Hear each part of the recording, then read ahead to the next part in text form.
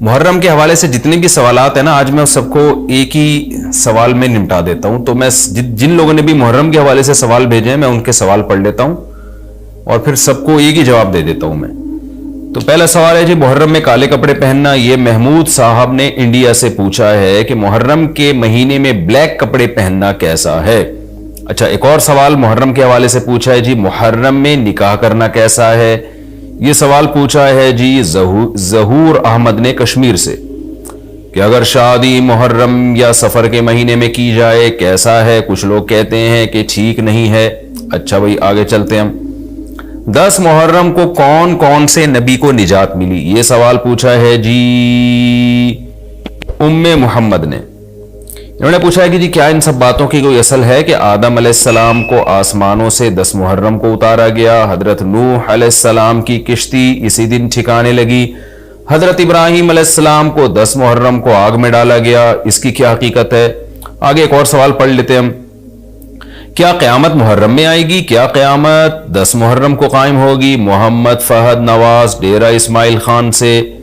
اچھا جی آگے پوچھتے ہیں جی عاشورہ کے روزے کی فضیلت. یوم عاشورہ کے روزے کا کیا حکم ہے؟ محمد اقبال جموں کشمیر سے. اسی طرح عاشورہ کے دن کے حوالے سے ایک سوال پوچھا ہے جی 10 محرم کے ساتھ ایک دن کا روزہ ملانا، کیا صرف یوم عاشورہ کا روزہ رکھا جا سکتا ہے یا 10 محرم کے ساتھ 9 یا 11 کا روزہ ملانا بھی ضروری ہے؟ یہ سوال پوچھا ہے جی ساجد صاحب نے کراچی سے.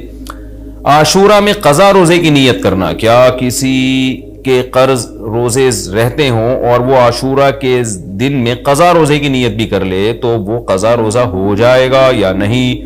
یہ محمد اسماعیل نے راول پنڈی سے پوچھا ہے جی محرم کے دنوں میں روزے رکھنا، یعنی محرم کے عام دنوں میں روزے رکھنا. یہ سوال پوچھا ہے جی کیا محرم کے پہلے تمام 10 دنوں میں روزے رکھ سکتے ہیں؟ یہ صوبیہ ناز صاحبہ نے پوچھا ہے کرناٹک انڈیا سے. 10 محرم کو دسترخوان وسیع کرنا، یہ بڑا دلچسپ سوال ہے، اس میں میرا خیال ہے سب کو بہت زیادہ دلچسپی ہوگی. 10 محرم کے دن دسترخوان وسیع کرنے کی کیا فضیلت ہے جبکہ 10 محرم کو روزہ رکھا جاتا ہے؟ 10 دن میں کچھ کھاتے پیتے نہیں اور افطار کے وقت 11 محرم شروع ہو جاتی ہے، تو اس حدیث پر کس طرح عمل کیا جائے گا؟ عائشہ صاحبہ نے کراچی سے پوچھا ہے. اور ایک اور سوال ہے جی محرم میں حلیم بنانا کیسا ہے؟ کیا محرم میں شوقیہ حلیم بنانا اور کھانا جائز ہے؟ محمد زبیر. اور اسی سے ملتا جلتا ایک سوال ہے جی حلیم کا تلفظ کیسے کریں؟ سبحان اللہ، محرم میں لوگ حلیم بنائیں گے تو کچھ حلیم کو دلیم کہہ رہے ہوں گے، کچھ سلیم کہہ رہے ہوں گے، کچھ وسیم کہہ رہے ہوں گے. تو اس سے پھر سلیم اور وسیم کو تو غصہ آئے گا کہ یار ہمارا نام حلیم کو کیوں دے رہے ہو. تو یہ بھی سوال پوچھا ہے جی حلیم کو حلیم بولنا چاہیے یا دلیم بولنا چاہیے، اس بارے میں وضاحت فرما دیں. محمد طاہا. یہ سارے محرم اور محرم سے ملتے جلتے سوال تھے آج کے سیشن میں، تو میں نے کہا ایک ہی دفعہ میں سارے سوالات میں پڑھ لوں، پھر ایک ہی دفعہ میں ان سب کے جوابات ہو جائیں تو اچھا ہے. دیکھیں محرم کے بارے میں غلط فہمیاں بہت ساری ہیں. پہلے تو میں یہ عرض کروں محرم کی اسلام میں فضیلت کیا ہے اور کیوں ہے یہ فضیلت. رسول اللہ صلی اللہ علیہ وسلم نے فرمایا کہ محرم کو آپ صلی اللہ علیہ وسلم نے شہر اللہ قرار دیا ہے. صحیح حدیث ہے کہ آپ صلی اللہ علیہ وسلم نے فرمایا، صحیح مسلم کی حدیث ہے کہ رمضان کے روزوں کے بعد سب سے زیادہ جو روزے افضل ہیں وہ شہر اللہ المحرم، اللہ کے مہینے محرم کے ہیں، یعنی اللہ کی طرف اس محرم کی نسبت کی جا رہی ہے. تو یہ ایک بڑی فضیلت کی چیز ہے. اور قرآن میں جن 4 مہینوں کو محترم قرار دیا ہے، عرب ان مہینوں میں جنگ و جدال کو حرام سمجھا کرتے تھے کہ یار یہ ناجائز ہے، اس میں جنگ نہیں کرنی چاہیے، ان مہینوں کا احترام لازم ہے. ان میں 4 مہینوں میں محرم بھی ہے، محرم، رجب، ذی الحجہ، ذی القعدہ، ذی الحجہ، یہ 4 مہینے ہیں جو محترم ہے. لیکن اس میں پھر رجب بھی داخل ہے اور ذی القعدہ بھی اور ذی الحجہ بھی، تو یہ بھی ہے. اور 10 محرم کے روزے کی بڑی فضیلت ہے. آپ صلی اللہ علیہ وسلم نے فرمایا 1 سال کے گناہوں کی معافی کا ذریعہ بنتا ہے. لیکن آپ نے فرمایا کہ یہودیوں کی مشابہت نہ کرو، کیونکہ یہودی 1 روزہ رکھتے ہیں تو ہم 9 10 یا 10 11 2 روزے ملائیں گے. تو یہ محرم کی فضیلت ہے. اور یہ کیوں ہے اس کی ہمیں وجہ معلوم نہیں ہے. جیسے کسی نے ابھی بھائی نے سوال پوچھا نا ایک کہ اس میں کوئی واقعات ہوئے تھے، تو پہلے میں بتا دوں 10 محرم میں جب نبی صلی اللہ علیہ وسلم نے محرم کے مہینے کی یہ فضیلت بیان کی تو اس کو کسی واقعے کی بیس پہ بیان نہیں کی ہے. اس بارے میں جتنے واقعات ہمارے پاس منقول ہیں کہ آدم علیہ السلام جنت سے زمین پہ آئے تھے، یا قیامت آئے گی اس دن، یا یہ کہ اور پتہ نہیں کیا کیا ابراہیم علیہ السلام کو آگ میں ڈالا گیا، یہ سب من گھڑت ہیں، اس کی کوئی حقیقت نہیں ہے، موضوع روایتیں ہیں۔ البتہ اس دن موسیٰ علیہ السلام اور بنی اسرائیل کو فرعون سے نجات ملی تھی، اس بارے میں روایت سندن بہتر ہے، یعنی اس کو مستند روایت کہا جا سکتا ہے۔ تو وہ یہ کہا جا سکتا ہے کہ 10 محرم کو موسیٰ علیہ السلام اور بنی اسرائیل کو اللہ نے فرعون سے نجات دی تھی، اسی بیس پہ یہودی روزہ رکھا کرتے تھے اس دن۔ تو یہ روایت کے علاوہ باقی جتنے بھی واقعات ہیں سب من گھڑت ہیں۔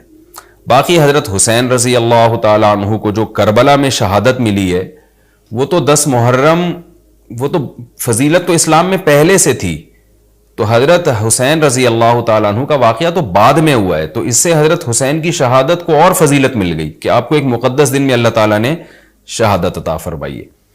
تو اب کیا مسئلہ ہے، اب میں جو ہے نا نمبر وار سوال پڑھ کے بتاتا ہوں، نمبر وار جو ہے نا، تاکہ وہ بحث ہماری گچ مچ نہ ہو جائے۔ ابھی سارے سوال میں نے اکٹھے پڑھ لیے تھے تاکہ آپ کو پتہ چلے کہ آج محرم کے بارے میں کیا معلومات ہم شیئر کریں گے، کیا مسائل میں بتاؤں گا۔ محرم میں کالے کپڑے پہننا، یہاں سے ہمارے سوالات شروع ہوئے تھے۔ محمود صاحب نے انڈیا سے پوچھا تھا، دیکھیں کالے کپڑے کسی بھی وقت پہنے جا سکتے ہیں، کالے کپڑے پہننے کے ناجائز ہونے کی ہمارے پاس کوئی دلیل نہیں ہے۔ سفید کو پسند کیا گیا ہے، نبی صلی اللہ علیہ وسلم نے فرمایا سب سے زیادہ پسندیدہ لباس وہ سفید ہے، کفنوا فیہا موتاکم، اپنے مردوں کو بھی اسی میں دفن کیا کرو، اس لیے سفید لباس کو آپ صلی اللہ علیہ وسلم نے افضل قرار دیا، اس میں پاکیزگی زیادہ ہے۔ باقی نبی صلی اللہ علیہ وسلم نے مختلف رنگوں کے کپڑے پہنے، اس کی علماء وجہ یہ بیان کرتے ہیں کہ اس زمانے میں غربت تھی، آپ نے سفید لباس کو پسند تو کیا لیکن نبی کے لیے ہر وقت سفید لباس کا انتظام کرنا آسان نہیں تھا، غربت تھی، لباس پہن لینا ہی بڑی بات ہوتی تھی کہ لباس مل جائے کسی کو۔ کتنے واقعات ہیں کہ ازار ہے تو قمیض نہیں ہے، قمیض بڑی مشکل سے کسی کو ملتی تھی، کوئی چادر نہیں ہے اوپر پہننے کی، اتنی غربت کا عالم تھا، تو اس میں آپ صلی اللہ علیہ وسلم یہ تکلف کرتے کہ ہر قیمت پہ میرے لیے سفید لباس لے کر آؤ، تو یہ آپ صلی اللہ علیہ وسلم کے مزاج میں جو سادگی تھی یہ اس کے خلاف تھا، تو آپ نے دنیا میں تکلف نہیں کیا، جو جیسا لباس ملا پہن لیا، پسند سفید کو کیا۔ لہذا آج کیا ہے کہ آج اللہ نے لوگوں کو مالی وسعتیں دی ہیں، تو جو لوگ سفید لباس کا معمول بنا سکتے ہیں ان کے لیے افضل یہی ہے کہ وہ سفید لباس پہنا کریں، کیونکہ نبی صلی اللہ علیہ وسلم نے ہمیں اس کی ترغیب دی ہے۔ خود کیوں نہیں پہنا؟ اس میں تکلف تھا، یعنی پراپر انتظام کرنا مشکل تھا، تو جو آیا پہن لیا آپ صلی اللہ علیہ وسلم نے، کیونکہ ایک چیز مشکل ہے اس میں اتنا تکلف کرنا، یہ خود بھی تو نبی کے مزاج کے خلاف ہے، تو اس لیے ہم کہتے ہیں کہ بھئی جو ملے پہن لو، لیکن اگر لوگ آج کل تو لباسوں میں تکلف ویسے ہی بہت ہو رہا ہے، تو آپ نے جب سلوانے ہی ہیں، خریدنے ہی ہیں، تو سفید کو ترجیح دیں آپ، اس میں پاکیزگی زیادہ ہے، اس میں طہارت زیادہ ہے، آپ سفید لباس کے عادی ہو گئے، آپ سے کلر والا لباس پہنا نہیں جائے گا۔ میں نے تو 15-20 سال میں نے سفید لباس پہنا ہے، تو مجھے پتا ہے کہ پھر کلر والا لباس نہیں پہنا جاتا، سفید میں پاکیزگی اتنی ہے۔ اب میں پہنتا ہوں کلر والا لباس، وہ وجہ اس کی ہے کہ بعض دفعہ گھر والوں کا اصرار ہوتا ہے، بعض دفعہ کیمرے کی ریکوائرمنٹ ہوتی ہے، وہ کیمرہ سفید لباس کو کیچ نہیں کر پا رہا ہوتا، وہ کیمرہ مین کہہ رہا ہوتا ہے بھائی کوئی اور کلر، کوئی اور کپڑے پہن کے وغیرہ وغیرہ۔ تو خیر میرا عمل تو کوئی حجت نہیں ہے، لیکن افضل یہی ہے کہ سفید لباس کو ترجیح دی جائے، پہنا جائے، اور علماء صلحاء اکثر عموماً ہم نے دیکھا ہے کہ سفید لباسی کو ترجیح دیتے ہیں، کلر والا بھی جائز ہے لیکن بہتر یہی۔ تو محرم میں بھی سفید ہی ہے، سفر میں بھی سفید ہی ہے، ربیع الاول میں بھی سفید ہے، تو محرم میں سفید کے بالکل الٹ کر لینا، کالا پہن لینا، یہ تو بالکل سفید کے اپوزٹ ہو گیا نا۔ تو ہم یہ نہیں کہہ رہے کہ کالا لباس پہننا ناجائز ہے، لیکن آپ سفید سے اگر آپ نے یو ٹرن لیا بھی تھا تو گرے پہ آ جاتے، گرین پہ آ جاتے، ایک دم آپ بلیک پہ آ گئے، تو بہرحال یہ یعنی کراہت سے خالی نہیں ہے، اس کا معمول بنا لینا۔ تو ناجائز میں نہیں کہہ رہا، تھوڑا سا ناپسندیدہ ہے کہ آپ سنت پر عمل نہیں کر رہے تو سنت کے بالکل اگینسٹ تو نہ جائیں نا آپ، یعنی بالکل ہی کالا پہن لیں تو بالکل اس کے اپوزٹ ہے۔ جائز ہے کالا پہننا بھی، لیکن بہتر بہرحال نہیں ہے۔ اور محرم میں کالا پہننا تو ہماری رائے میں بالکل ناجائز ہے، کیونکہ یہ شیعہ حضرات کی اپنی ایک رائے ہے، ان کی اپنی ایک دلیل ہے، ان کا اپنا ایک کانسیپٹ ہے، وہ یہ ہے کہ محرم میں حضرت حسین شہید ہوئے تھے تو ایک بڑے غم کی بات تھی، تو ہم غم منانے کے لیے کالا کپڑا پہنتے ہیں۔ تو ان کا مسلک ہے، وہ جیسے مسلک پہ اپنے عمل کرنا چاہیں وہ اللہ کے سامنے جواب دہ ہوں گے، ہم کسی کے مسلک پہ طنز نہیں کر رہے، ہم کوئی فرقہ واریت اور تشدد کی بات کرنا مناسب نہیں ہے، ملکی حالات اس کے متحمل نہیں ہیں، لیکن میں اہل سنت والجماعت حضرات سے کہتا ہوں کہ آپ یہ فیصلہ کریں بھائی، آپ یا تو پورے شیعہ ہو جائیں یا پورے سنی ہو جائیں۔ تو اگر آپ اہل سنت والجماعت کو فالو کرتے ہیں، اور اہل سنت والجماعت کے ہاں جو قرآن اور حدیث اور صحابہ یہ حجت ہے، تو ہمیں تو قرآن و حدیث میں کہیں بھی نہیں ملتا کہ غم میں تم کالے کپڑے پہنو یا غموں کو مناؤ۔ قرآن میں کیا ہے؟ الذین اذا اصابتہم مصیبۃ قالوا انا للہ وانا الیہ راجعون۔ اہل ایمان کو جب کوئی مصیبت پہنچتی ہے تو وہ کہتے ہیں ہم اللہ ہی کے لیے ہیں اور ہم نے اللہ ہی کی طرف لوٹ کر جانا ہے، وہ صبر کرتے ہیں۔ حضرت حسین رضی اللہ تعالیٰ عنہ کی شہادت یہ بہت بڑا غم ہے، بہت بڑا غم ہے، لیکن اس غم کو ہر سال منانا، اس کے لیے شرعی دلیل کی ضرورت ہے۔ اہل بیت کی تعلیمات کو فالو کیا جائے گا، آپ کسی کی محبت میں اس کی تعلیمات کو نہیں توڑ سکتے۔ اہل بیت کی بھی یہی تعلیمات ہیں کہ صبر سے کام لینا چاہیے ہمیں، اور غم منانا بھی اگر کسی کا ہونا، جیسے آپ کے والد کا انتقال ہو گیا تو اس میں بھی شریعت آپ کو اجازت نہیں دیتی کہ آپ کالے کپڑے پہنے غم منانے کے لیے، بلکہ اس میں بھی شریعت کیا کہتی ہے کہ غم پہ صبر کریں، جو آنسو آپ روک سکتے ہیں اس کو بہائیں نہیں، اور صبر کریں، تو غیر یعنی اختیاری طور پر جو آپ کو رونا آ رہا ہے وہ معاف ہے۔ تو جب غم پہنچا ہو اس وقت شریعت آپ کو غم کے طور پہ کالے کپڑے پہننے کی اجازت نہیں دے رہی، تو جب غم 1400 سال پرانا ہو اور ہر سال اس تاریخ پہ آپ کو منانے کی شریعت کیسے اجازت دے رہی ہے؟ یہ تو ایک طرح کی برسی ہو گئی نا۔ نبی صلی اللہ علیہ وسلم کے وفات سے بڑا غم کوئی اس امت کو ہوگا؟ ربیع الاول میں آپ صلی اللہ علیہ وسلم کی وفات ہوئی، لیکن ربیع الاول ہر سال آتا تھا، صحابہ، تابعین، تبع تابعین، خود اہل بیت کیا اس ربیع الاول میں کوئی غم مناتے تھے؟ بالکل بھی نہیں۔ اس مہینے میں شادیاں بھی کرتے تھے، جو خوشی کی بات ہوتی تھی اس پہ خوشی بھی مناتے تھے۔ تو ہمیں نہیں ملتا کہ صحابہ، تابعین یا خود اہل بیت نے، یا سیدنا حسن اور حسین رضی اللہ عنہما یا سیدنا علی ابن ابی طالب رضی اللہ عنہ کی یہ تعلیمات ہو کہ غم کو ہمیں منانا ہے کالے کپڑے پہن کے یا کسی بھی طریقے سے۔ کسی بھی طریقے سے اسلام میں غم منانے کی آپ کو اجازت نہیں ہے۔ بعض لوگ یہ دلیل دیتے ہیں کہ حضرت حسین رضی اللہ تعالیٰ عنہ کا غم تو نبی نے بھی منایا ہے، اور نبی صلی اللہ علیہ وسلم نے جب یہ بتایا کہ امت میرے نواسے کو شہید کرے گی تو آپ رونے لگے۔ دیکھیں، جب نبی کو اطلاع ملی تھی تو آپ غمزدہ ہوئے، تو آپ کا رونا بالکل بجا تھا۔ تو کسی کو یہ اطلاع ملے کہ فلاں جگہ یہ واقعہ ہو گیا ہے، اس پہ اس کو غم ہوا ہو اور وہ رو لیتا ہے، تو اس میں کوئی حرج نہیں، یہ تو نیچرل ہے۔ لیکن کیا نبی صلی اللہ علیہ وسلم ہر سال، یعنی جس دن آپ کو وحی کے ذریعے پتا چلا کہ سیدنا حسین ابن علی رضی اللہ تعالیٰ عنہ پہ ظلم ہوگا، تو کیا ہر سال اس تاریخ کو آپ صلی اللہ علیہ وسلم رویا کرتے تھے؟ بالکل بھی ایسا نہیں ہے۔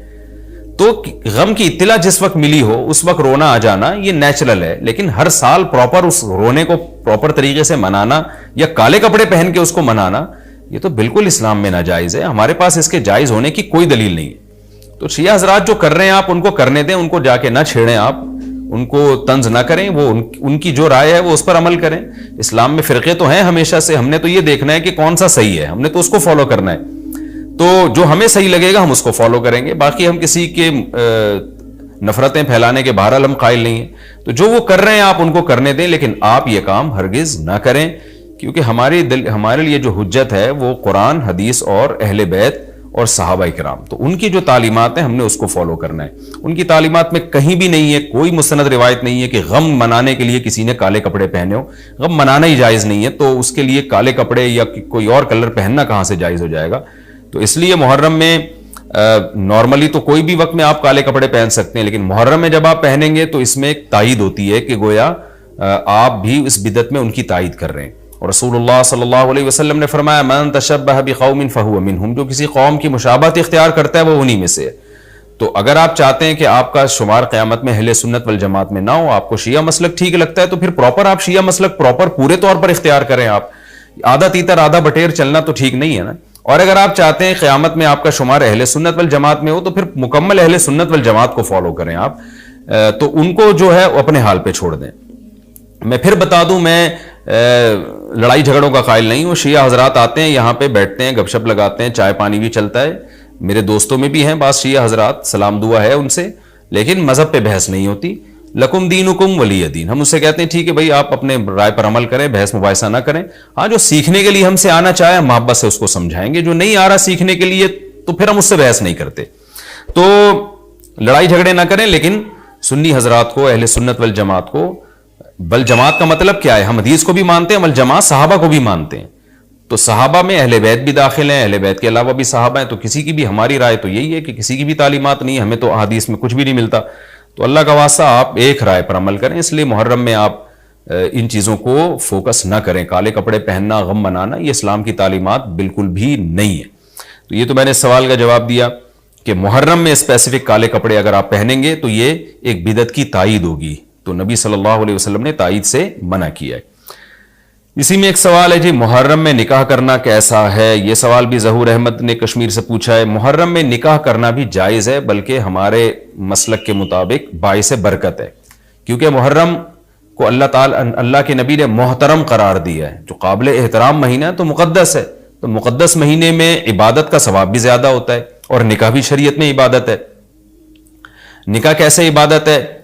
شریعت نے نکاح میں عبادت کا رنگ ڈال دیا ہے. دیکھیں آپ کہ نکاح ایک معاملہ ہے, لیکن اس سے پہلے خطبہ بھی ہوتا ہے. خطبہ جمعے کی نماز سے پہلے ہوتا ہے, خطبہ عید کی نماز سے پہلے ہوتا ہے, خطبہ استسقاء کی نماز سے پہلے ہوتا ہے, خطبہ حج میں ہوتا ہے. یہ ساری عبادتیں ہیں نا جس میں خطبہ ہے. لیکن اسلام نے کیا کہا؟ نکاح سے پہلے بھی خطبہ ہوگا. اس کا مطلب اسلام نکاح کو عبادت قرار دے رہا ہے, نکاح میں عبادت کا رنگ بھر رہا ہے. تو عبادتیں تو مقدس مہینے میں زیادہ ثواب ہوتا ہے ان میں.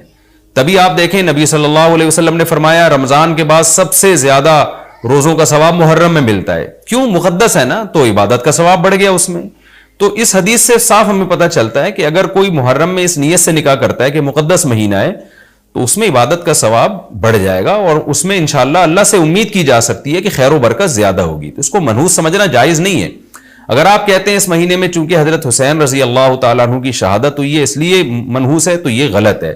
ایک تو ہماری نظر میں شہادت ایک بہت مقدس مقام ہے, اس کی وجہ سے کوئی مہینہ منحوس نہیں ہو سکتا. مقدس تو ہو سکتا ہے, منحوس نہیں ہو سکتا. دوسری بات یہ کہ یکم محرم سے لے کے 29 یا 30 ذی الحجہ تک اسلامی تاریخ میں کوئی ایسا دن نہیں ہے جس میں کسی مقدس شخصیت کی شہادت نہ ہوئی ہو یا کسی پہ ظلم نہ ہوا ہو. اگر آپ تاریخ کے اوراق اٹھا کے دیکھیں, ہر مہینے ہر تاریخ کو کوئی نہ کوئی اسلام میں اچھا واقعہ بھی ہوا ہے اور برا واقعہ بھی ہوا ہے. حضرت عثمان رضی اللہ تعالیٰ عنہ کی شہادت ہوئی باغیوں کے ہاتھوں, خود نبی صلی اللہ علیہ وسلم کی وفات ہوئی ربیع الاول میں, اور بھری ہوئی ہے نا اسلامی تاریخ. حضرت علی رضی اللہ تعالیٰ عنہ کی شہادت ہوئی. تو ان تمام شہادتوں کے آپ ایام نکالیں, ان کے مہینے نکالیں, کوئی مہینہ نہیں بچے گا. تو اس بیس پہ اگر آپ کہتے ہیں کہ اس مہینے میں نکاح پسندیدہ نہیں ہے, پھر تو پہلی تاریخ سے لے کے سال کی آخری تاریخ تک کوئی تاریخ بھی ایسی نہیں ہے کہ جس میں انسان نکاح نہ کرے. اس کا مطلب پھر آپ کنوارے چھڑے چھاٹی گھومتے رہیں, اور مسلمانوں کی پھر گروتھ ریشو تو میرا خیال ختم ہو جائے گا, مر جائیں, کہاں پیدا ہوں گے لوگ. اور اگر آپ کہتے ہیں کہ نہیں جی کسی شخصیت کے کسی دن میں انتقال کر جانے سے یا شہید ہو جانے سے یا اس پہ ظلم ہونے سے وہ دن منحوس نہیں بنتا, تو پھر 10 محرم بھی منحوس نہیں ہے. 10 محرم میں بھی آپ نکاح کر سکتے ہیں, اور محرم کے بقیہ تاریخوں میں بھی آپ نکاح کر سکتے ہیں. اور روایات میں ہمیں ملتا ہے کہ بعض بڑے بڑے حضرات تھے جن کے محرم کے مہینے میں نکاح ہوئے. میں اس بحث میں نہیں جاؤں گا, پھر اس میں تاریخی روایات ہیں, کوئی کہتا ہے فلاں تاریخ تھی, کوئی کہتا ہے, پھر لوگ اس پہ ایک غیر ضروری بحث میں چلے جاتے ہیں. لیکن ہمیں ایسے واقعات ملتے ہیں. تو اس لیے اس بارے میں, اور پھر شریعت میں جلد نکاح کی ترغیب ہے. نکاح کو ڈیلے کرنا یہ شریعت میں پسندیدہ کام نہیں ہے. اس بیس پہ تو ڈیلے کیا جا سکتا ہے نکاح کہ آپ کو رشتہ سمجھ میں نہیں آ رہا, مشورے کر رہے ہیں, لیکن جب ایک دفعہ رشتہ سمجھ میں آ جائے تو اسلام کا حکم یہ کہ اس میں جلدی کی جائے. صحیح بخاری کی مشہور حدیث ہے, نبی صلی اللہ علیہ وسلم کی خدمت میں خاتون آئیں, عرض کیا کہ یا رسول اللہ میں آپ سے نکاح کرنا چاہتی ہوں. آپ نے چہرہ مبارک کو جھکا لیا, آپ کا ارادہ نہیں تھا. ایک اور صحابی کھڑے ہوئے, عرض کیا یا رسول اللہ آپ میرا ان سے نکاح کر دیں. اسی محفل میں نبی نے ان صحابیہ کا ان صحابی سے نکاح کرا دیا. تو آپ نے تو یہ نہیں پوچھا کہ یہ محرم کا مہینہ چل رہا ہے یا سفر کا مہینہ چل رہا ہے یا ربیع الاول کا مہینہ چل رہا ہے, ڈیلے نہیں کیا اس کو, اس لیے کہ خود آپ کی تعلیمات یہ ہیں کہ نکاح میں جلدی کی جائے. تو اگر آپ کو محرم میں رشتہ ملتا ہے, آپ ربیع الاول تک ڈیلے کرتے ہیں محرم کی وجہ سے یا سفر تک ڈیلے کرتے ہیں, تو یہ ڈیلے کرنا خود قرآن و سنت کے خلاف ہے. جس چیز میں ताजील मकसूद है, जिस चीज को शरीयत ने जल्दी का हुक्म दिया। इस अब्दुल्ला बिन मसूद रजी अल्लाह तआला अन्हु फरमाते थे, मुसन्नफ इब्न अबी शैबा की रिवायत है कि मुझे पता चल जाए ना कि मेरी जिंदगी में सिर्फ एक रात बाकी है, अगले दिन मैंने मर जाना है, और मेरे निकाह में कोई औरत ना हो, मैं वो रात भी निकाह के बगैर नहीं गुजारूंगा, मैं बीवी के बगैर नहीं गुजारूंगा, इस खौफ से कि मुझे कहीं फितना ना हो जाए। सहाबा कराम जो तकवे के आला मयार पर थे और जिनसे गुनाह का अंदेशा बहुत कम था और कहीं माशरे में बेहयाई फैली हुई नहीं थी, वो तो उनका तो ये कॉन्सेप्ट था कि भाई हम बीवी के बगैर एक दिन नहीं गुजारेंगे, कहीं ऐसा ना हो कि बुराई में पड़ जाएं। और आज चारों तरफ बेहुदगी फैल रही है, चारों तरफ बेशर्मी, बेहयाई, इंटरनेट पर बेहुदा चीजें, आप यूट्यूब में वीडियो में जाए फोश चीजें आ रही हैं, हर चीज आपकी शहवत को बरंगेफ्ता करने वाली है। और उसमें आप ये कहें कि एक रिश्ता तय भी हो चुका है, आप सिर्फ इस बेस पर आप उसको डिले कर रहे हैं, एक एक महीना, दो दो महीना, वो लोग सफर में भी नहीं कर रहे होते, और इस बेस पे आप डिले कर रहे हैं, उसमें खतरा होता है कि मर्द किसी गुनाह में ना पड़ जाए, औरत किसी गुनाह में ना पड़ जाए, तो शरीयत इसकी आपको इजाजत नहीं देती है। और फिर इसमें यह भी होता है कि अगर आप डिले करते हैं तो मंगनियां तोड़ने का शैतान को मौका बहुत मिलता है। मेरे सामने ऐसे दर्जनों वाकयात हैं, रिश्ता तय हुआ लेकिन जी चूंकि मुहर्रम है या सफर आ रहा है तो हम रबीउल अव्वल में करेंगे, या मंगनी को किसी भी वजह से डिले कर दिया। तो जब मंगनी डिले होती है, यानी निकाह डिले होता है, मंगनी हो गई, निकाह को डिले कर रहे हैं आप, उसमें शैतान फिर दोनों को लड़वाता है, मंगनियां टूटती हैं, अक्सर नफरतें फैलती हैं, गलत फहमियां, बदगुमानियां शैतान को फैलाने का मौका मिलता है। इसलिए शरीयत में तो मंगनी का लफ्ज ही नहीं है, शरीयत में है खितबा। खितबा का मतलब निकाह का पैगाम भेजा, उनको जब समझ में आ गया तो फौरन निकाह कर दिया, बीच का कोई रास्ता नहीं अल्लाह ने रखा। तो चाहे वो मुहर्रम हो, चाहे वो सफर हो, चाहे वो रबीउल अव्वल हो, चाहे वो रबीउल सानी हो। हाँ, कोई इस वजह से डिले कर रहा है निकाह, कोई वाकई शरई उज़र है उसको, वो बहुत सारे मसाइल हैं, लेकिन मुहर्रम का होना बहरहाल कोई शरई उज़र नहीं है। तो इसलिए हम इसमें निकाह को जायज समझते हैं, बाइस बरकत समझते हैं। फिर मैं बार बार बता रहा हूं कि जो वो शिया हजरात जो कर रहे हैं उनको करने दें, मैं आपको आपके मसलक की बात बता रहा हूं। हम जो कुरान और सुन्नत को और असहाब रसूल को फॉलो करते हैं और अहले बैत को भी मानते हैं, हम उनकी बात कर रहे हैं। वो भी दावा करते हैं कि हम मानते हैं, तो उनको उनके दावे पे रहने दें, हम तो वही बात करेंगे जो हमें सही लगेगी। अच्छा भाई, ये भी एक सवाल पूछा है जी, 10 मुहर्रम को कौन कौन से नबी को निजात मिली? ये भी सवाल मैंने दोहराया था, उम्मे मोहम्मद ने पूछा है।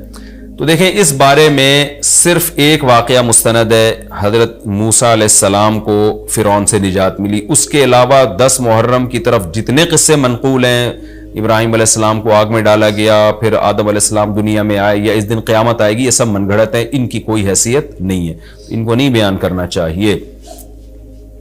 ये भी सवाल हो गया क़यामत क्या मुहर्रम में आएगी? ऐसा नहीं है, हमें नहीं पता मुहर्रम में आएगी या सफ़र में आएगी।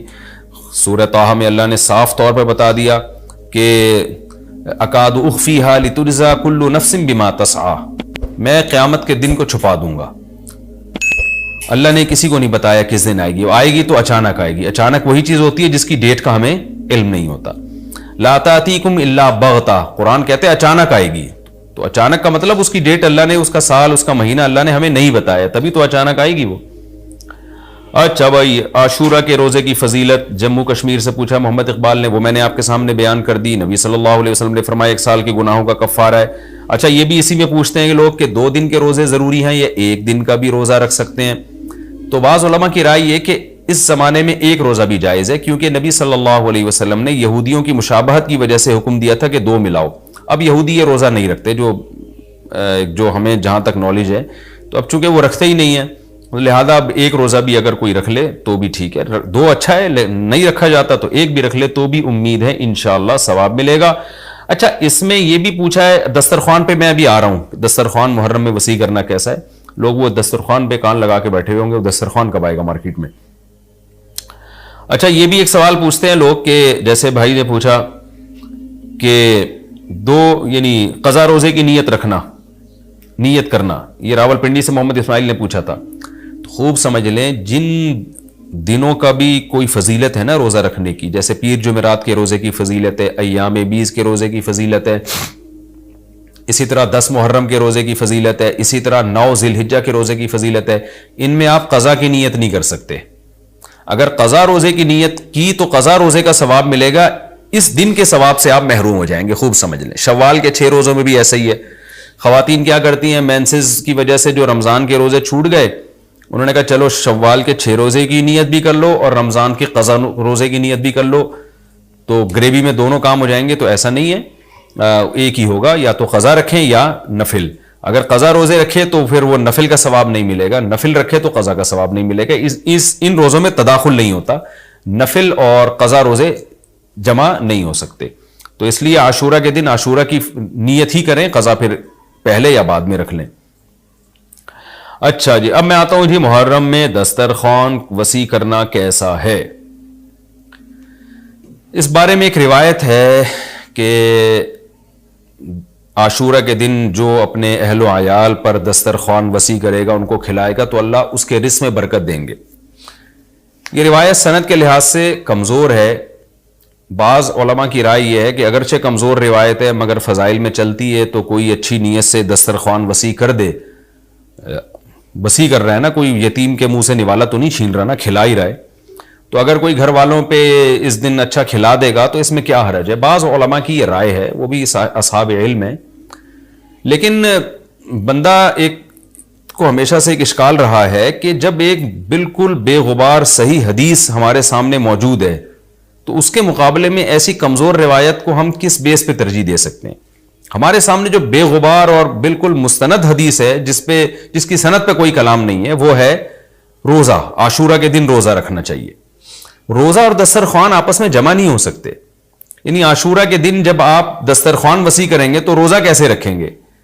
تو بعض لوگوں نے یہ تعویل کی ہے کہ افطاری میں کر لیں آپ. تو افطاری میں تو 10 تاریخ نہیں رہے گی نا, 11 شروع ہو جائے گی, وہ تو 11 محرم ہو جائے گی. بعض لوگوں نے یہ کہا کہ جی 9 محرم کو جب سورج غروب ہو تو عاشورہ کی رات کو دسترخوان وسیع کر لیں. تو حدیث کے ظاہر سے تو عاشورہ کا دن معلوم ہوتا ہے کہ جب عاشورہ والا دن شروع ہو چکا ہو, یعنی صبح صادق کے بعد. یعنی حدیث میں تکلفات کرنے پڑ رہے ہیں, اس کی تعویلات کرنی پڑ رہی ہیں. تو اس بارے میں علامہ ابن تیمیہ رحمہ اللہ کی رائے ہمیں بہت صحیح معلوم ہوتی ہے. انہوں نے یہ لکھا ہے کہ اصل میں ہوا یہ تھا کہ جب شیعہ حضرات نے عاشورہ کے دن کو منحوس سمجھنا شروع کر دیا کہ یہ منحوس دن ہے اور اس میں غم کا دن ہے, تو بعض سنیوں نے ان کے مخالفت میں نا اس کو خوشی کا دن منانا شروع کر دیا. یعنی ہوتا ہے نا, آپ کسی کی مخالفت میں حد سے تجاوز کرتے ہیں, تو انہوں نے خوشی کے دن کے لیے اس میں کھانے پینے کی روایتیں گڑھ لی, کھاؤ پیو کھلاؤ پلاؤ, تاکہ بالکل ان کی مخالفت ہو. تو حقیقت یہی معلوم ہوتا ہے کہ چونکہ صحیح حدیث میں روزے کا تذکرہ ملتا ہے اور روزہ اور کھلانا پلانا جمع نہیں ہو سکتے. اگر یہ جو دوسری عاشورہ کے میں کھانا کھلانے والی حدیث بھی بالکل بے غبار اور مستند ہوتی نا, تو ہم دونوں کو جمع کر کے تعویلات کر لیتے کہ جی افطار میں کھلا دو اور سارا دن روزہ رکھو, یا نابالغ بچوں کو دن میں کھلا دو اور بڑوں کو روزہ رکھوا دو. تو ہم تعویلات کرتے اگر یہ اسی ٹکر کی حدیث ہوتی. لیکن یہ کمزور حدیث ہے, تو اس کو اتنی صحیح مستند روایت کے مقابلے میں ہم کیسے لا سکتے ہیں. تو وہ ابن تیمیہ رحمہ اللہ کی بات کافی معقول معلوم ہوتی ہے کہ بعض شامی لوگوں نے یہ روایت کو گڑھا ہے صرف شیعہ لوگوں کی دشمنی اور مخالفت میں, کہ اس کو خوشی کا دن. تو عاشورہ کا دن تو نہ غم کا دن ہے نہ خوشی کا دن ہے, عبادت کا مقدس دن ضرور ہے, تو برکت کا دن ضرور ہے. تو اس لیے اس میں صحیح بات یہی معلوم ہوتی ہے کہ یہ کھلانا پلانا والا جو روایت ہے یہ ہمیں صحیح معلوم نہیں ہوتی.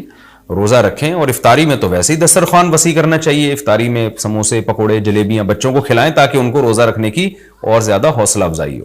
تو اس لیے ہماری رائے اس میں یہی ہے کہ عاشورہ کے دن بس روزہ ہی کی فضیلت ہے, دسترخوان والی بات ہمیں ٹھیک معلوم نہیں ہوتی. کیونکہ اس کے مقابلے میں جو ہے نا, دسترخوان والی حدیث کے مقابلے میں زیادہ صحیح حدیث ہے جو روزہ تو کھانا پینے سے اجتناب کا نام ہے, اور افطاری میں تو ویسے ہی آدمی کھا لیتا ہے, وہ اس کے لیے پھر ضرورت نہیں ہے الگ سے ہمیں کسی روایت کی. اچھا بھائی, اور بھی محرم کے حوالے سے لوگ سوال پوچھتے ہیں. کالے کپڑے بھی ہو گئے, اور کیا رہ گیا بھائی, حلیم رہ گیا. حلیم, محرم میں حلیم بھی بناتے ہیں لوگ, تو بے اصل چیز ہے, بدعت ہے. کوئی ثواب سمجھ کے کریں گے بدعت ہے. بعض لوگ کہتے ہیں ہم ثواب سمجھ کے نہیں کر رہے, ویسے ہی سب بنا رہے ہیں تو ہم بھی بنا رہے ہیں. تو بدعت کی تائید تو ہو رہی ہے نا. آپ پورا سال پڑا ہے حلیم کھانے کے لیے, آپ کو کیا مصیبت ہے کہ آپ محرم میں دیگ پکائیں, پورے سال کیوں نہیں پکا رہے تھے آپ. تو جب ایک رسم معاشرے میں غلط رسم پھیل جاتی ہے تو اس کا بائیکاٹ کرنا چاہیے. تو آپ نہ بنائیں, کسی اور مہینے میں بنا لیں آپ. تو پوری رات دیگیں چل رہی ہوتی ہیں, مذہب کے نام پہ تو یہ کام نہ کیا جائے نا. اور جو لوگ کہتے ہیں مذہب کے نام پہ نہیں کر رہے، ہم تو ویسے انٹرٹینمنٹ کر رہے ہیں، تو یار کسی اور دن کر لو بھائی، تم پورا سال پڑا ہوا ہے نا، ہم نے کب کہا ہے کہ آپ دیگے نہ پکائیں، آپ پکائیں، پوری رات گھوٹے لگائیں اس میں، کسی اور دن کر لیں آپ. اس لیے اسلام کو بچائیں خرافات سے. اسلام کو ہمارے ذمے ہے کہ ہم اسلام کو اسلام وہی ہے جو نبی لے کر آئے. الیوم اکملت لکم دینکم واتممت علیکم نعمتی ورضیت لکم الاسلام دینا. اللہ کہتے ہیں آج کے دن میں نے دین مکمل کر دیا. جب یہ آیتیں نبی پہ نازل ہو گئیں تو اس میں حلیم نہیں تھا، محرم کا حلیم، تو دین مکمل ہو چکا، اس کو رہنے دیں آپ. اور پھر وہی ہے کہ جب آپ روزہ رکھیں گے تو حلیم کھائیں گے کس وقت؟ رات کو آپ کھائیں گے تو رات کو تو ویسے ہی کم کھانا چاہیے. سونے کے لیے اللہ نے رات بنائی ہے، کھانے پینے کے لیے تھوڑی بنائی ہے رات. دن میں آپ نے روزہ رکھنا ہے، تو وہ یہ روزے سے بھی میچ نہیں کر رہا یہ جو حلیم ہے نا. اس لیے اس سے اجتناب کریں، ایوائڈ کریں. جو گلی کے لوڑے لپاڑے بنا رہے ہوتے ہیں ان کو محبت سے سمجھا دیں، یار اگلے دن بنا لو، باز آ جائے ٹھیک ہے، نہیں تو پھر نکل لیں آپ پتلی گلی سے، الجھے نہیں لوگوں سے. تو یہ محرم کے حوالے سے کچھ باتیں تھیں. بھائی نبیل بھائی کوئی بات رہ تو نہیں گئی ہے آپ کے ذہن میں ہو تو بتا دیں، تاکہ یہ تو لوگوں نے جو سوال پوچھے تھے اس کے جواب تو میں نے دے دیا. آپ کے ذہن میں بھی کوئی سوال ہو تاکہ ٹاپک کمپلیٹ ہو جائے. محرم میں جھاڑو لگانا جائز ہے؟ جھاڑو سے کیا ہوتا ہے؟ یہ کہہ رہے ہیں وہ لوگ کہتے ہیں محرم میں جھاڑو نہیں لگانی چاہیے. اچھا، محرم میں مرثیے سننا اور غم منانا اور رونا، سینہ پیٹنا، نبی صلی اللہ علیہ وسلم نے تو گریبان چاک کرنے والوں پہ لعنت کی ہے. بخاری مسلم کی روایتیں موجود ہیں. لیس منا من شق الجیوب، جو گریبان پھاڑتا ہے وہ ہم میں سے نہیں ہے. تو یہ سینہ پیٹنا، نوحہ کرنا، نیاحہ پر تو بخاری مسلم کی صحیح احادیث موجود ہیں نوحہ پر کہ یہ حرام ہے، ناجائز ہے. اس لیے ہم اس کو جائز نہیں سمجھتے. ہم یہ کہتے ہیں کہ سیدنا حسین ابن علی رضی اللہ تعالیٰ عنہ کی تعلیمات کو فالو کریں آپ. تعلیمات تو زیرو ہے ان کی تعلیم. ان کی تو اتنی بڑی داڑھی تھی سیدنا حسین ابن علی رضی اللہ تعالیٰ عنہ کی، وہ تو سخی تھے، وہ تو غیرت مند تھے. آج ہمارے یہاں سے غیرت ختم ہو گئی ہے. بہنوں کی وراثتیں کھا کے بیٹھے ہوئے ہیں ہم لوگ، اور انہی وراثتوں سے عمرے بھی ہو رہے ہوتے ہیں وراثت کھا کے. تو گھر میں گھر والوں کو ٹائم نہیں دیتے، غربا مساکین کا خیال نہیں ہے، نماز تکبیر اولیٰ کی پابندی نہیں ہے. ان چیزوں کو فوکس کریں. حضرت حسین رضی اللہ تعالیٰ عنہ نے تو کربلا کے میدان میں بھی نماز نہیں چھوڑی، اور آج خواتین شاپنگ کرتی ہیں نمازیں چھوڑ دیتی ہیں. کسی شادی میں جانا ہے بس میں بیٹھے ہوئے نمازیں چھوڑ دیتے ہیں. تو اللہ کا واسطہ تعلیمات کو فالو کریں اہل بیت کی. تعلیمات کو فالو کیے بغیر ہمیں کچھ بھی حاصل نہیں ہوگا. تو وہ کسی شاعر نے بڑی پیاری بات کہی ہے نا، شرط ایمان مصطفیٰ سے والہانہ پیار ہے، پیار لیکن پیروی ہے، پیروی دشوار ہے. مصطفیٰ صلی اللہ علیہ وسلم سے ایمان کی شرط ہے کہ آپ کو نبی سے بے پناہ محبت ہو، لیکن محبت کی دلیل کیا ہے کہ آپ فالو کتنا کرتے ہیں. تو اہل بیت سے محبت یہ ایمان کا حصہ ہے ہمارے. اس محبت کے بغیر آپ جنت میں نہیں جا سکتے. لیکن آپ میں محبت ہے یا نہیں ہے، یہ کالے کپڑوں سے یا سینہ پیٹنے سے پتہ نہیں چلے گا. اس کا پتہ اس سے چلے گا کہ آپ ان کو فالو کتنا کرتے ہیں. تو یہ چند احکامات تھے. لوگوں نے سوال پوچھے تھے مسائل میں، تو میں نے ان کے جوابات دے دیے. اور کچھ مسائل محرم کے حوالے سے اور بھی ہیں، پھر وہ بعد میں یاد آتے ہیں. ہاں، حلیم کو حلیم کہنا یہ بھی ایک سوال تھا. لوگ کہتے ہیں کہ جی حلیم اللہ کا نام ہے، تو کھانے پینے کی چیز کو ہم حلیم کیوں کہتے ہیں؟ دیکھیں، جب اللہ کے لیے لفظ حلیم استعمال کیا جاتا ہے اس کا مفہوم کچھ اور ہوتا ہے. جب دیکھ کے لیے استعمال کیا جاتا ہے اس کا مفہوم کچھ اور ہوتا ہے. تو اس میں کسی کا تصور بھی نہیں جاتا کہ میں اللہ کا نام لے رہا ہوں. یہ بالکل ایسے ہی ہے جیسے اردو میں صلواتوں کا مفہوم کچھ اور ہے. ہم کہتے ہیں اتنی صلواتیں سنا کے چلا گیا، حالانکہ صلوات تو درود کو کہتے ہیں، اور نماز کو بھی کہتے ہیں صلات.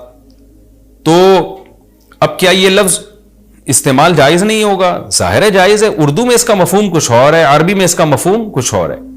بلکہ بعض دفعہ ایک ہی زبان میں ایک لفظ دو مختلف معنوں کے لیے استعمال ہو رہا ہوتا ہے، تو اس میں کوئی بھی پابندی نہیں لگاتا. جاریہ عربی میں باندی کو بھی کہتے ہیں، جاریہ عربی میں کشتی کو بھی کہتے ہیں. اور جو ہے اس طرح کی اور بہت ساری مثالیں ہمیں ملتی ہیں کہ ایک ہی لفظ مختلف معنوں کے لیے استعمال ہو رہا ہے. عین عربی میں آنکھ کو بھی کہتے ہیں، عین عربی میں گھٹنے کو بھی کہتے ہیں، عین عربی میں جاسوس کو بھی کہتے ہیں، عین عربی میں چشمے کو بھی کہتے ہیں، عین عربی میں سورج کی ٹکیا کو بھی کہتے ہیں، عین عربی میں سونے کو بھی کہتے ہیں. تو اس طرح بہت سارے نام مختلف معنوں میں استعمال ہوتے ہیں. موسیٰ کا جو لفظ ہے عربی میں استرے کو کہتے ہیں، بلیڈ جس سے حلق کیا جاتا ہے نا، حاجی لوگ جو سر منڈواتے ہیں اس کو موسیٰ کہتے ہیں. حالانکہ موسیٰ جو ہے حضرت موسیٰ علیہ السلام کا نام بھی ہے. لیکن جو عربی جو جانتا ہے جب وہ بلیڈ کے لیے موسیٰ کا لفظ استعمال کرے گا تو اس کے ذہن میں حضرت موسیٰ کا تصور ہی نہیں ہوگا, اور جب حضرت موسیٰ علیہ السلام کے لیے موسیٰ کا لفظ استعمال کرے گا تو بلیڈ کی طرف اس کا دماغ ہی نہیں جائے گا. تو اس لیے یہ بالکل مضبوط بات نہیں ہے کہ حلیم چونکہ اللہ کا نام ہے لہذا وہ دیکھ کے لیے استعمال نہ کیا جائے. جب اللہ کا نام ہے تو اس میں دماغ ادھر نہیں آتا دیکھ کی طرف, جب دیکھ کے لیے استعمال کیا جاتا ہے تو اللہ کی طرف ذہن نہیں جاتا. یہ بالکل ایک الگ الگ معنی میں استعمال ہوتا ہے. تو اس لیے اتنا تکلف نہیں کریں جتنی جو لا تشددوا فیشدد اللہ علیکم, صحیح حدیث ہے, اللہ نے نبی نے فرمایا اپنے اوپر خامخواہ کی پابندیاں مت لگاؤ ورنہ اللہ بھی لگانا شروع کر دے گا, اللہ بھی تمہارے اوپر پابندیاں لگائے گا. اللہ کیسے لگائے گا, یعنی اللہ بھی تمہیں مشکل میں ڈال دے گا. تو جتنا ہمیں اجازت دی گئی ہے اس کے اندر رہنا چاہیے ہمیں, اور خامخواہ میں ایسی کھود کریت کر کے اپنے اوپر پابندیاں لگواتے چلے جانا مشکل ہو جائے گی نا. اب حلیم ہی مشہور ہو گیا ہے تو اب آپ اس کو کیسے دلیم بولیں گے, وہ کچھ اور نہ اٹھا کے دے دے آپ کو. تو اس میں کوئی حرج نہیں ہے کہ کیونکہ لغت بتاتی ہے, زبان بتاتی ہے کہ کس وقت کس لفظ کا کیا معنی ہے.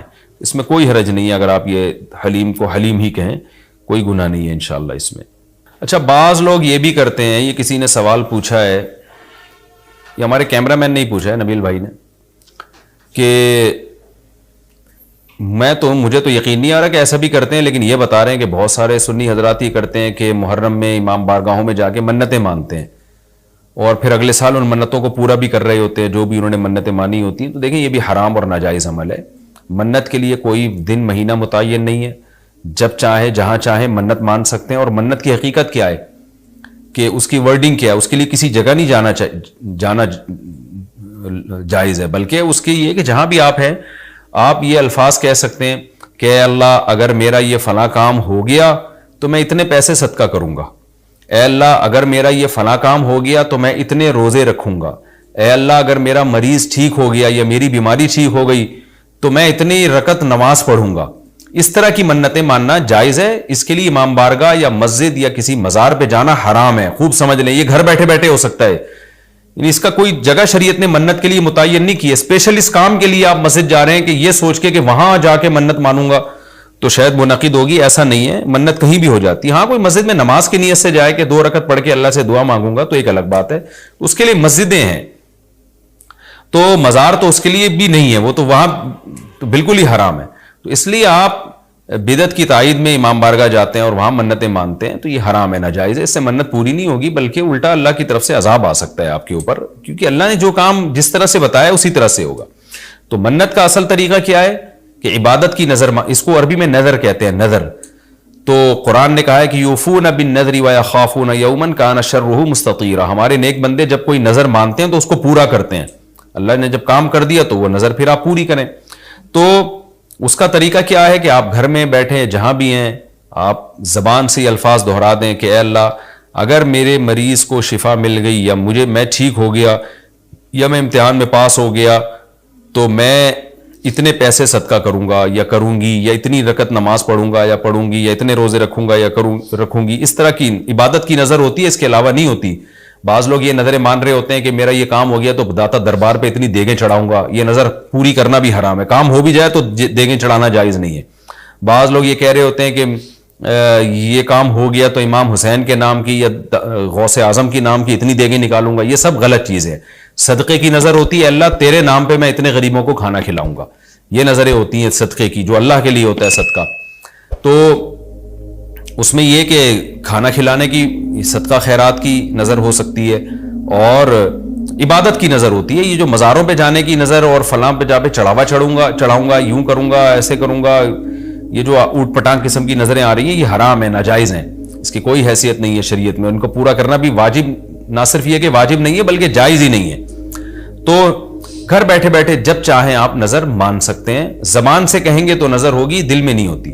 لیکن شریعت نے منت ماننے کو بہرحال پسند نہیں کیا ہے. نبی صلی اللہ علیہ وسلم نے فرمایا کہ جو نظر مانتا ہے نا وہ تقدیر کو تو نہیں ٹال سکتا, اللہ اس کے ذریعے کنجوس سے پیسہ نکلوا دیتے ہیں. یعنی تقدیر میں بیماری ٹھیک ہونا ہوگی تو ہو جائے گی, کامیابی ہوگی تو ہوگی, وہ تو. لیکن کیا ہوتا ہے کہ بندہ ٹھیک ہو جاتا ہے اور جو آدمی کبھی صدقہ نہیں کرتا اس بہانے اس کی جیب سے, کنجوس کی جیب سے پیسے نکل جاتے ہیں. ویسے تو دے نہیں رہا تھا صدقہ تو اللہ نے بیماری میں ڈال دیا, چل اب منت مان تاکہ میں بیماری ٹھیک کروں اور تو اب پیسے نکال یہاں سے. تو کنجوسوں کے ذریعے کنجوسوں کا پیسہ نکلوانے کے لیے یہ کام ہوتا ہے, بے نمازیوں کو نماز پڑھوانے کے لیے, جو روزہ نہیں رکھتے ان کو روزہ رکھوانے کے لیے. تو اس حدیث سے پتہ چلتا ہے کہ منت اور نظر کو جائز ہے لیکن پسند نہیں کیا گیا. علماء نے اس کی وجہ بیان کی ہے کہ یہ ایک طرح سے نا اللہ سے ایک طرح کا مقابلہ چل رہا ہے کہ اللہ میرے مریض کو یا مجھے ٹھیک کر دے تو میں اتنے روزے رکھوں گا. یعنی بارگیننگ ہو رہی ہے اللہ تعالیٰ سے کہ اگر نہیں ٹھیک کیا تو میں نہیں رکھتا, جا بھائی. اے اللہ اگر میں پاس ہو گیا نا تو میں 1,00,000 روپے صدقہ کروں گا, اگر نہیں ہوا تو ہم بھی صدقہ نہیں کر رہے. تو ایک طرح کا نا مقابلہ چل رہا ہے. عبدیت یہ ہے کہ اللہ تو مجھے پاس کرے گا تو بھی 1,00,000 روپے دوں گا, نہیں کرے گا تو بھی 1,00,000 روپے دوں گا, اس لیے کہ میں تو تیرا بندہ ہوں. لیکن تو مجھے ویسے ہی پاس کر دے امتحان میں, چاہے میں 1,00,000 دوں یا نہیں دوں, میں تو تیرا بندہ ہوں, میں تو فقیر ہوں. فقیر بارگیننگ تھوڑی کرتا ہے. سیٹھ صاحب آپ نے مجھے اگر 100 روپے دیے نا تو میں بھی آپ کا فلاں کام بنا دوں گا. فقیر کہتے ہیں اللہ کے نام پہ 100 روپے دے دو, میں فقیر پھٹا, پرانے کپڑے میرے, میں کیا کروں گا یار آپ کے لیے. تو اللہ سے بھی بھکاریوں کی طرح مانگنا یہ اللہ کو زیادہ پسند ہے. منت ماننا بھی جائز ہے لیکن پسندیدہ کام نہیں ہے. ہاں جس طرح سے امام بارگاہوں میں یا مزاروں میں جا کے منتیں مانی جا رہی ہیں وہ بالکل حرام ہے, بالکل ناجائز ہے. اور اس کے لیے محرم کا دن متعین کرنا یہ سمجھ کے کہ اس میں منت زیادہ پوری ہوگی, یہ بھی حرام ہے, ناجائز ہے اور بدعت کی تائید ہے. اس سے آپ سب لوگ اجتناب کریں, اس سے گناہ ملتا ہے. اچھا, یہ بھی محرم کے حوالے سے سوال پوچھا جاتا ہے جی, کیا قربانی کا گوشت محرم سے پہلے ختم کرنا ضروری ہے؟ عاقب شاہ دبئی سے پوچھتے ہیں جی. کچھ لوگ کہتے ہیں قربانی کا گوشت محرم سے پہلے ختم ہو جانا چاہیے, کیا یہ بات صحیح ہے؟ نہیں, ایسا کچھ نہیں ہے. قربانی کا گوشت آپ پورے سال چلا سکتے ہیں اگر محفوظ رکھ رہے ہیں, لیکن وہی ہے کہ کھا لیں جلدی تو اچھی بات ہے, تازہ تازہ گوشت کھا لیں. محرم میں بھی بہت 2 مہینے ہو جاتے ہیں, تاخیر ہو جاتی ہے, تو اس لیے بہتر یہی ہے کہ پہلے کھا کے ختم کریں. لیکن اگر کوئی محفوظ بھی رکھتا ہے تو کوئی گناہ اس میں نہیں ہے. اچھا, ایک اور سوال سبیلوں کے حوالے سے پوچھا جاتا ہے کہ محرم میں سبیلیں لگانا, ان سبیلوں سے پانی پینا. تو دیکھیں وہ بھی شیعہ حضرات کا مسلک ہے, ان کا کانسیپٹ ہے کہ وہ حضرت حسین کے نام کی سبیلیں لگاتے ہیں. میں بار بار کہہ رہا ہوں کسی کو چھیڑے نہیں, اپنا مسلک چھوڑے نہیں, دوسرے کو چھیڑے نہیں. یہ میں اہل سنت والجماعت کے لیے مسائل ریکارڈ کروا رہا ہوں کہ ہمارے لیے کسی بھی چیز کے جائز اور ثواب ہونے کے لیے دلیل کی ضرورت ہے. دلیل قرآن و سنت ہے, صحابہ ہیں. تو ہمیں نہ اہل بیت سے اس کا کوئی ثبوت ملتا ہے, نہ صحابہ سے, نہ قرآن و سنت سے کہ محرم میں صحابہ نے سبیلیں لگائیں. حضرت حسین رضی اللہ تعالیٰ عنہ کی شہادت کے بعد اہل بیت میں سے کسی نے سبیلیں لگائی ہوں یا انہوں نے سبیلیں لگانے کا حکم دیا ہو, کہیں بھی نہیں ملتا. یہ عمل بھی بدعت ہے, ناجائز ہے, اس سے اجتناب کریں. اور ایک عجیب بات ہے, کبھی آپ اس کو غم کا مہینہ کہتے ہیں اور کالے کپڑے پہنتے ہیں اور سبیلیں لگا کے لوگوں کو شربت پلا رہے ہیں. تو یہ تو خوشی کے موقع پہ ہوتا ہے نا, خوشی کے موقع پہ کھلایا پلایا جاتا ہے. تو یہ ایک کنفیوژن ہے کہ یہ خوشی منا رہے ہیں کہ غم منا رہے ہیں. تو کھلانا پلانا خوشیوں کے موقع پہ ہوتا ہے, تو اس لیے آپ ان چیزوں سے اجتناب کریں, نہ سبیل لگائیں, نہ اس پہ کھڑے ہو کر پانی پئیں. جو لگا کے بیٹھا وہ اس کو چھیڑے نہیں, آپ تنگ نہ کریں, وہ اس کا مسئلہ ہے کہ اس کو چھوڑ دیں. دنیا میں بہت سارے فرقے ہیں, کس کس کو آپ قابو میں کریں گے؟ ملک میں انارکی پھیلتی ہے, ملک میں فسادات ہوتے ہیں. کسی سے نفرت کرنے کی ضرورت نہیں ہے, کسی کو ٹاؤنٹنگ کرنے کی ضرورت نہیں ہے, طنز تانے کی ضرورت نہیں ہے. جو لگا کے بیٹھا ہوا ہے لگائے, جو پی رہا ہے اس کو پینے دیں, چھیڑے نہیں. لیکن میں آپ کے لیے یہ کہہ رہا ہوں جو اس وقت میرا پروگرام سن رہے ہیں, اگر آپ قرآن و سنت ہی کو فالو کرتے ہیں, آپ اہل سنت والجماعت میں ہیں, یا تو میں بار بار کہتا ہوں پورے شیعہ ہو جائے نا. پھر آپ ڈبل مسلکوں پہ چلنا, تو یہ دنیا میں کسی کا بھی اصول نہیں ہے کہ آدھا ادھر آدھا ادھر, وہ تو کہیں کا بھی نہیں ہوتا. یا تو پورے ادھر ہو جائیں یا پھر پورے اہل سنت والجماعت بن جائیں. تو اہل سنت والجماعت کے ہاں یہ سبیلیں لگانا یہ جائز کام نہیں ہے, کیونکہ قرآن و سنت سے اس کا ثبوت نہیں ہے. لوگ کہتے ہیں کہ آدمی کسی کو شربت پلا رہا ہے, پانی پلا رہا ہے, تو پانی پلانا تو بڑا اچھا کام ہے. پانی پلانا اچھا کام ہے, پورے سال کسی دن کو خاص کر لینا یہ اچھا کام نہیں ہے. تو اس سے بدعت کی تائید ہوتی ہے. تو اگر کوئی پیاسا آپ کو نظر آتا ہے تو محرم میں ہو تو محرم میں بھی پلائیں, سفر میں ہو تو سفر میں بھی پلائیں. لیکن کوئی پیاسا نہیں ہے تو جیسے آپ پورے سال سبیلیں نہیں لگاتے تو محرم میں بھی نہ لگائیں آپ, کیونکہ اگر آپ پورے سال نہیں لگاتے محرم میں لگا رہے ہیں تو یہ اس کی علامت ہے آپ اس مہینے کو سبیل کے حوالے سے خاص ویلیو دے رہے ہیں. تو اس ویلیو کی آپ کے پاس قرآن و سنت سے دلیل ہونی چاہیے. دلیل نہیں ہے تو ہمارے پاس دلیل ہے. نبی صلی اللہ علیہ وسلم نے فرمایا من احدث فی امرنا ھذا ما لیس منہ فہو رد وفی روایت فہو مردود. جو ہمارے دین میں کوئی بھی نئی چیز لے کر آئے گا نبی نے فرمایا وہ مردود ہے, ہم نہیں اس کو ایکسیپٹ کریں گے.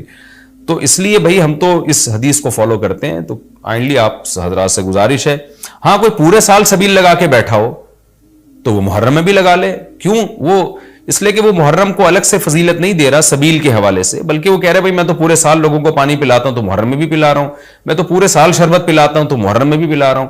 لیکن ایک آدمی سال کے 11 مہینے نہیں پلاتا, صرف محرم میں سبیل لگا کے بیٹھا ہے, اس کا مطلب وہ اس مہینے کو سبیل کے حوالے سے زیادہ ویلیو دے رہا ہے. اس ویلیو کے لیے میں نے کہا دلیل چاہیے. دلیل آپ کے پاس اگر نہیں ہے تو پھر وہ حدیث ہے جو ہمارے دین میں نئی چیز ایجاد کرے گا تو وہ چیز مردود ہے. اس لیے اس عمل سے بھی اجتناب کریں. دیکھیں جنت میں جانے کے لیے ہمیں وہ کام کرنے پڑیں گے جو اللہ رسول نے بتائے ہیں, اور اس میں اپنی طرف سے ایڈیشن کرنا یہ ناجائز ہے. اس عمل کو شریعت میں